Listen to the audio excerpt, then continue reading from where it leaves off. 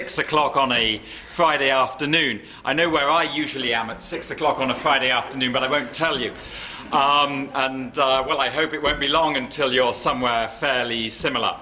I'm very conscious you've been looking at PowerPoint slides for a day and a half now. I've tried to give you as many pictures in these, as much colour and as much entertainment as possible. I'm Giles Dickson. I've met a number of you already. I work for Alstom. I am the head of what we call policy and advocacy in the company. Basically, that is public affairs, government relations. It's a great honor to be here. Really grateful to the organizers and to all of you from Korean industry for having given us your presence here over the last 2 days. So I'm going to talk about the EU ETS and how it overlaps with other EU climate and energy policies. Let me first tell you just a little bit about my company, if I can get this zapper to work. Oh no, I've pressed the wrong button, oh dear. Press it again. Press it again? Ah, right, the right-hand button.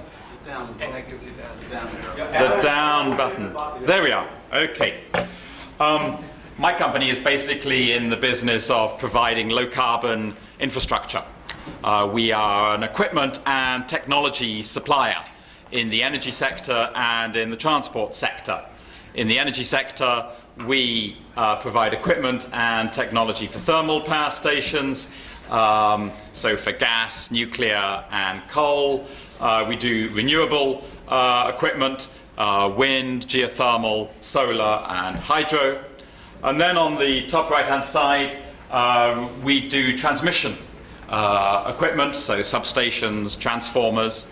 And finally down here, we do trains. That's possibly the thing for which we are most famous. Many of you will know that Korea's own first high-speed network from Seoul to Busan was an Alstom design, was built with Alstom technology and equipment, and was a great case study for technology transfer. Of course, the rail link from Incheon Airport to downtown Seoul is also an Alstom train. I did have a slide in here, it's clearly not made it in, which was a map of Korea, showing you the power stations in Korea that we have helped to build. I'll tell you about this map. It's a map of your country with lots of dots on it. There are some hydro plants, gas plants, coal plants, and nuclear plants. In total, 20% of the power plants in this country have Alstom technology and equipment inside them. Okay, the EU ETS and other policies. As you can see here, the emissions trading scheme in the EU is really one of 3 core EU policies on CO2. It covers 45% of all EU emissions in the power sector and industry. As you know, there is a specific target which is legally binding, again, as you know, that emissions should reduce by 21% in the ETS sectors by 2020 compared to 2005. Then, secondly, the EU has a renewables target, and this is also legally binding. And it is that renewables have to be 20% of all energy consumption in the EU by 2020. I stress energy consumption. This is not just about the power sector, it's about renewable transport fuels as well. Thirdly, we have energy efficiency. Again, it's a 20% target. By 2020, the EU collectively should improve its overall energy efficiency by 20% compared to business as usual. You might be thinking, what is business as usual? I won't get into that. The most important point to note on energy efficiency is that this 20% target is not legally binding. I'll say a bit more about that in a moment. But the key point I want to leave you with here is you can see these 3 policies overlap. The EU ETS covers power and industry. Renewables, that covers the power sector as well. And energy efficiency, well, that covers the whole economy, power, transport, and everything else.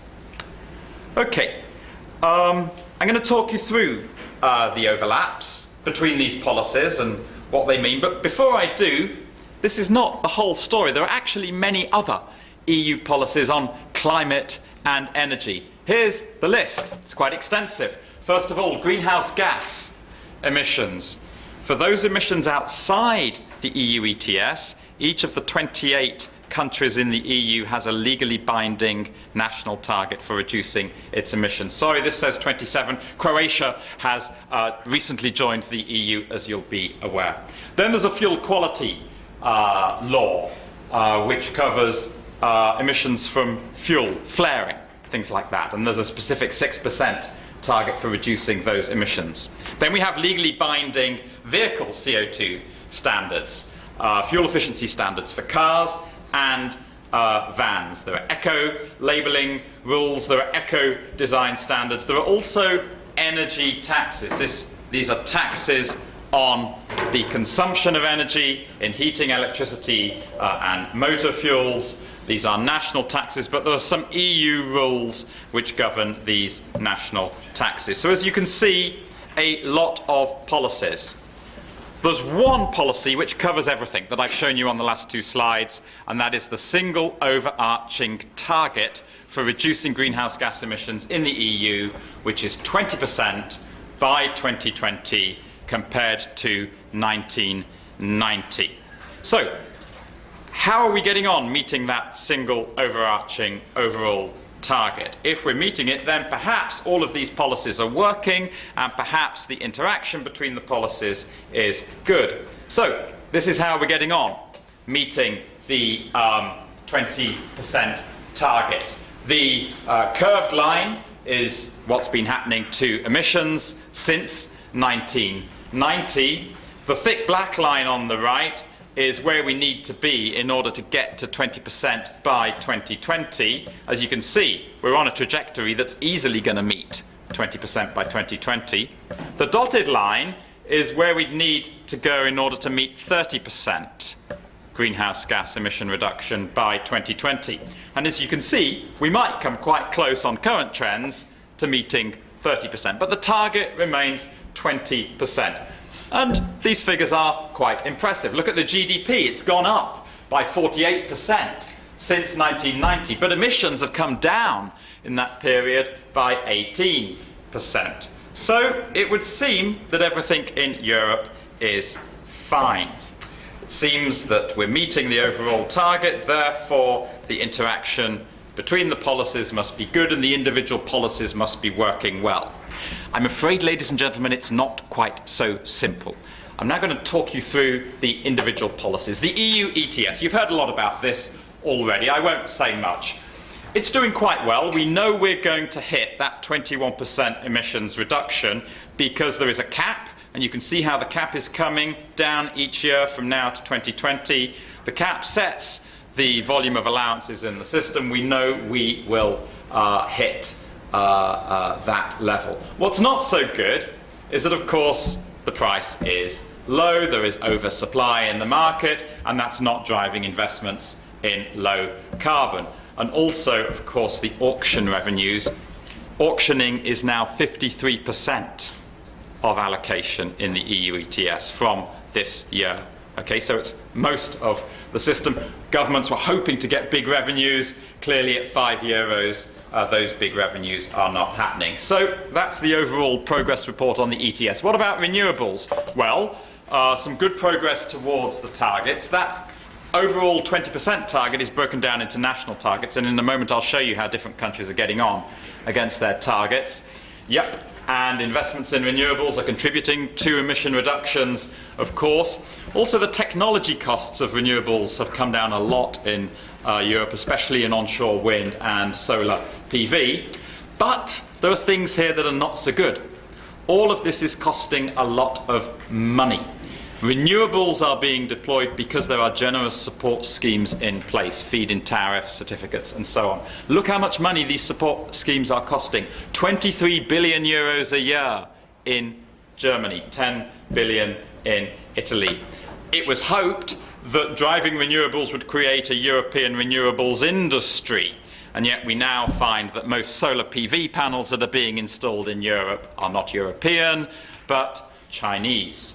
So perhaps that's not been so successful. And there are still big challenges about how we integrate all of these renewables in the electricity grid. So it's a mixed story on renewables. Here we are, broken down by member states. You can see each country in Europe has a different target reflecting their starting point and their potential.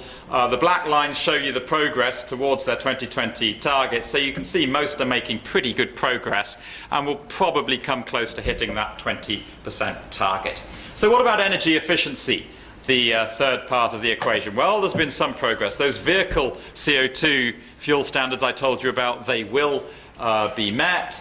The new energy efficiency standards and eco-labeling is coming in now for lighting and household appliances.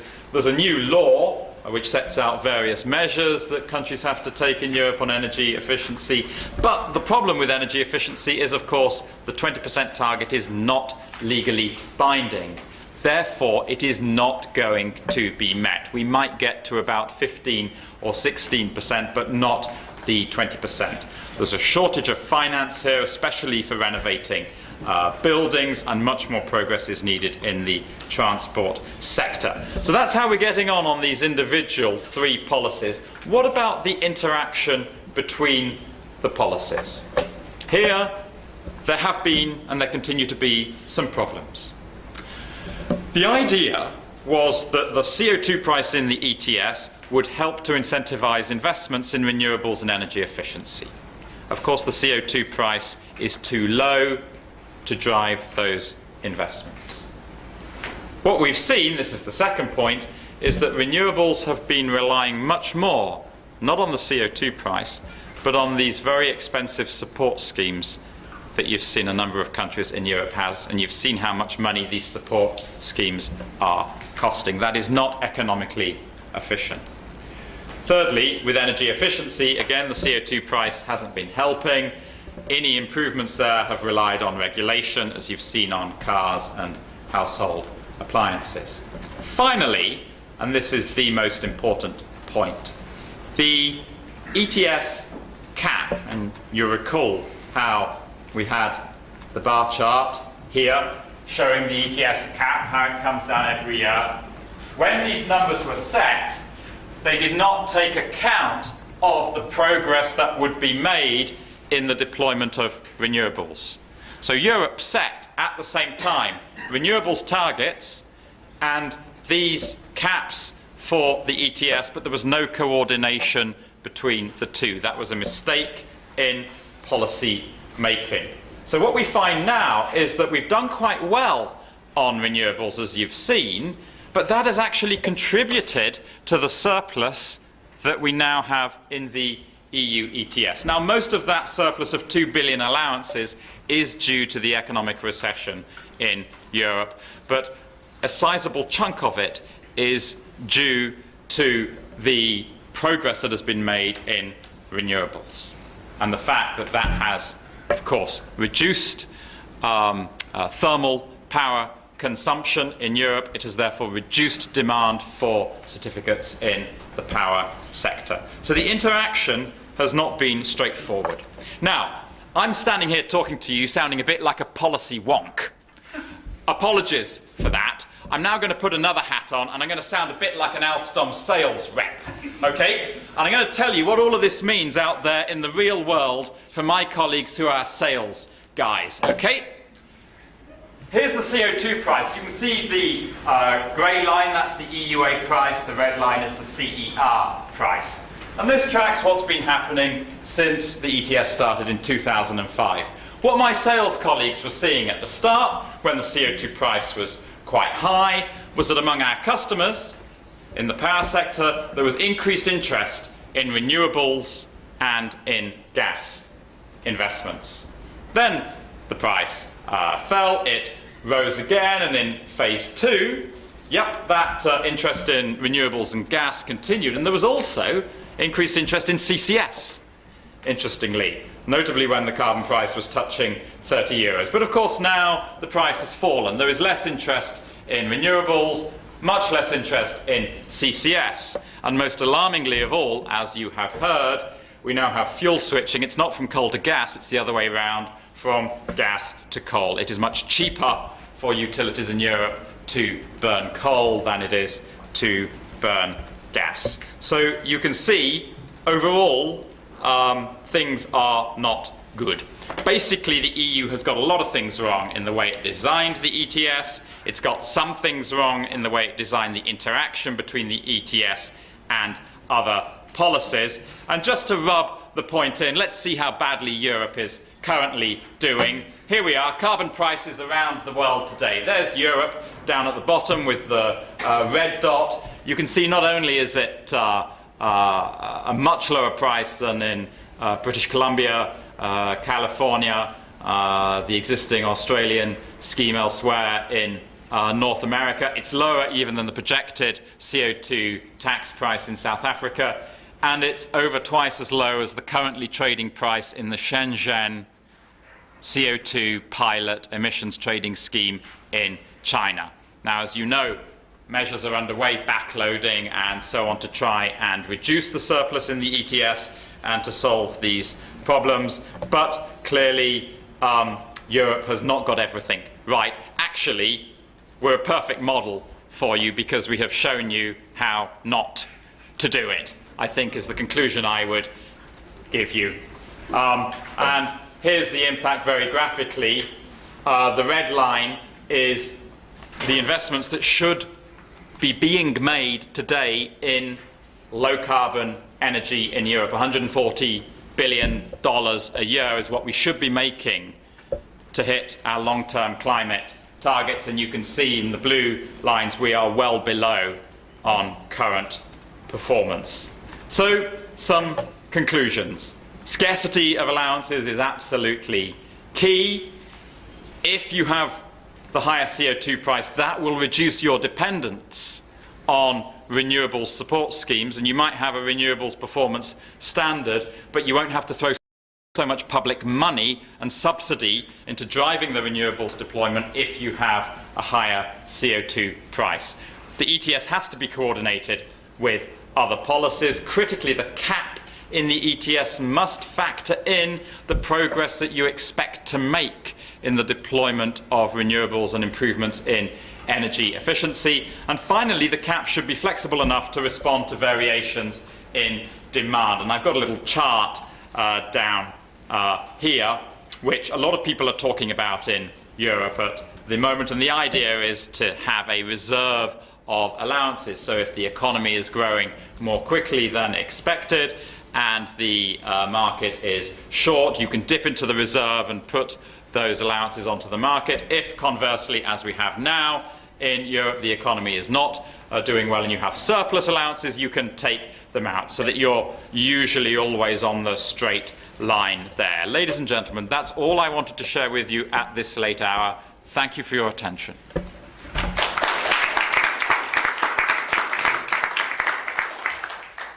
가연과 관련하여 질문 또는 의견이 있는 분께서는 손을 들어주십시오.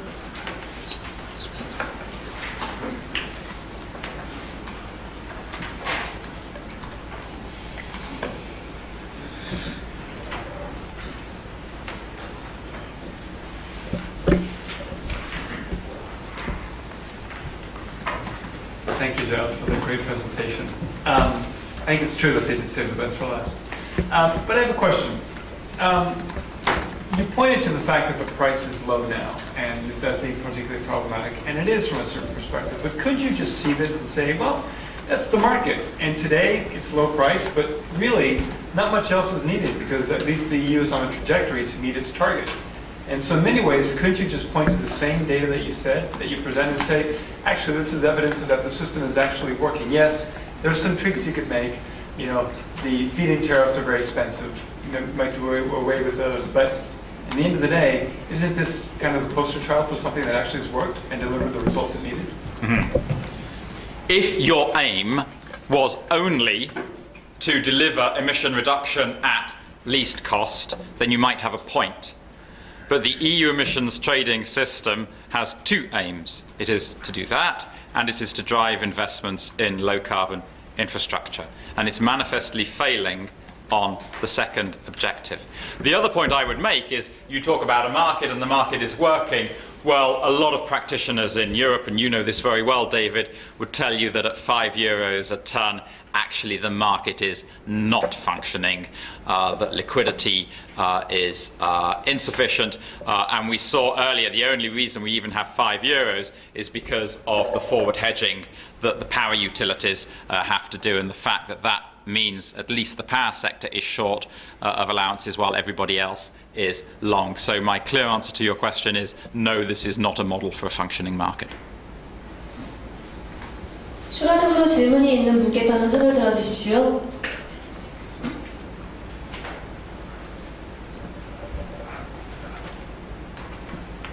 더 이상 질문이 없으면 이것으로 이번 강연을 마치도록 하겠습니다. 열강을 해주신 자일스 딕슨에게 다시 한번 큰 박수 부탁드리겠습니다.